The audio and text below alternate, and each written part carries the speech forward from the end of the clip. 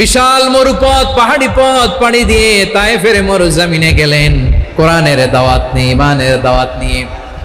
কিন্তু তায়েফের লোকেরা বিশ্বনবীর দাওয়াতকে শুধু প্রত্যাখ্যান করেই থামে নাই, তারা বিশ্বনবীর সাথে অত্যন্ত খারাপ আচরণ করেছে, বিশ্বনবীকে শারীরিকভাবে হেনস্থা করেছে, আমার নবীকে শারীরিকভাবে অত্যাচার করেছে, আমার পেয়ারা নবীর গায়ে পাথর মেরেছে, বিশ্বনবীর গা বেয়ে ঝরঝর করে রক্ত ঝরেছে, নবী জামিনের মধ্যে লুটিয়ে পড়েছেন, আবার মেরেছে, আবার নবী হাঁটতে শুরু করলেন, পেছন থেকে আবার মেরেছে, আবার নবী রক্তাক্ত হয়ে জামিনের মধ্যে লুটিয়ে পড়লেন, আবার মেরেছে। বিশ্বনবীর মতো এত সুশ্রী মানব, বিশ্বনবীর মতো এত শুভ্র মানব, বিশ্বনবীর মতো এমন চমৎকার দেহাবয়ব দিয়ে রব্বুল আলামিন কাউকে বানান নাই। এরকম চমৎকার মানুষটাকে তারা তায়েফের ওই জমিনে রক্তাক্ত করেছে। বিশ্বনবী দুনিয়ার কোনো স্বার্থের জন্য সেখানে যান নাই, নিজের কোনো লাভের জন্য, প্রাপ্তির জন্য যান নাই, তায়েফবাসীদের জাহান্নামের আগুন থেকে বাঁচাতে গিয়েছেন। ঠিক কিনা বলেন?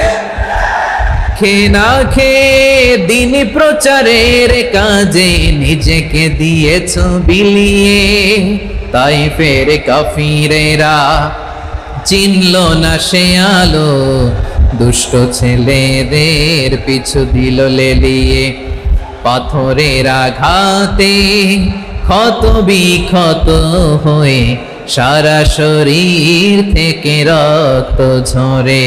হে রাসূল তোমাকে ভুলি আমি কেমন করে, হে রাসূল তোমাকে ভুলি আমি কেমন করে।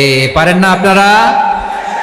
ধরুন আমার সাথে। হাজার ব্যথা বেদনার পরে ফিরে আসনি তুমি আপন ঘরে, দিনের আলো তুমি ছড়িয়ে দিতে, চলে গেলে মদিনায় মক্কা ছেড়ে।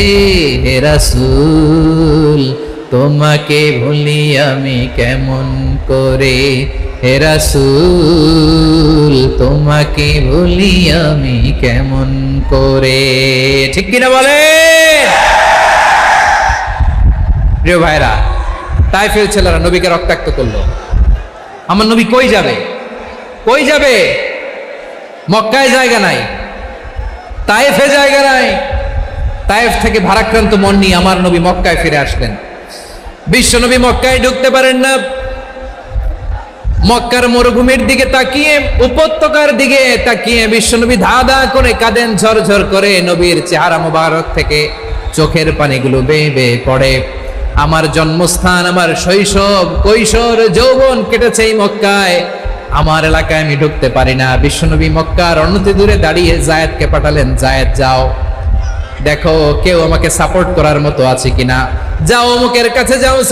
জায়েদ গেলেন, তারাও প্রত্যাখ্যান করে ফিরিয়ে দেয়। বিশ্বনবী বললেন যাও অমুক লোকের কাছে যাও, তিনিও প্রত্যাখ্যান করে ফিরিয়ে দিলেন। কেউ বিশ্বনবীকে আশ্রয় দিতে রাজি হয় না।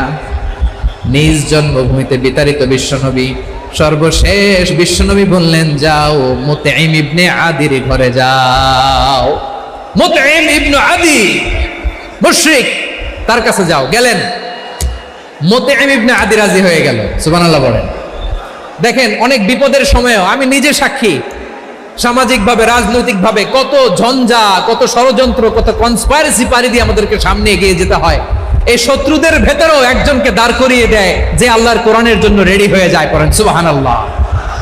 মুতঈম ইবনে আদি, আল্লাহ তার মনকে নরম করে দিলেন। মুতঈম বলে, মুহাম্মদ আমি তোমাকে আশ্রয় দিব। তার দুই ছেলেকে পাঠালেন, যাও খোলা তলোয়ার নিয়ে, স্কট দিয়ে, গার্ড অফ অনার দিয়ে মুহাম্মদকে মক্কায় ঢুকাও, আর বলো আমি আমান দেব। আমান কি দিব? আমান মানে সিকিউরিটি, নিরাপত্তা। সিকিউরিটি ছাড়া, আমান দেওয়া ছাড়া কেউ থাকতে পারতো না মক্কায়। দুই ছেলে বিষ্ণু ইসা ইসলামকে নিয়ে আসলো। নবী কাবার চারদিকে তাওয়াফ করলেন, নামাজ পড়লেন। আবু জাহেল, উতবা, শাইবা, ওয়ালিদ ইবনে মুগীরা সবাই দেখে, কেউ কিছু করতে পারে না। কারণ মুতঈম ইবনে আদি ঘোষণা দিয়েছেন আমি মুহাম্মদকে আমান দিয়েছি, মুহাম্মদের গায়ে যেন কেউ স্পর্শ না করে। আওয়াজ করে পড়েন সুবহানাল্লাহ। নবীর এই বিপদকালে মুহূর্তে মুতঈমের হৃদয়টারে নরম করে দিল কে?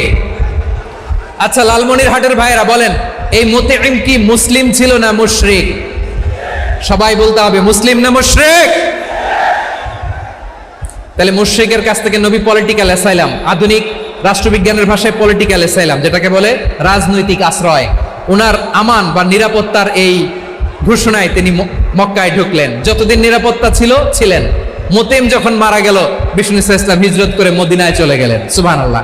কিন্তু মতিম যে বিশ্বনবীর উপকার করছে এটা বিশ্বনবী ভুলে নাই। আমাদের অনেকে আছে উপকার করার পরে আর খেয়াল থাকে না, খাওয়ার পরে গলা দিয়ে নামলে আর খেয়াল থাকে না, এরকম আছে না নাই? আমার নবী ভুলে নাই। বদরের প্রান্তরে 70 জন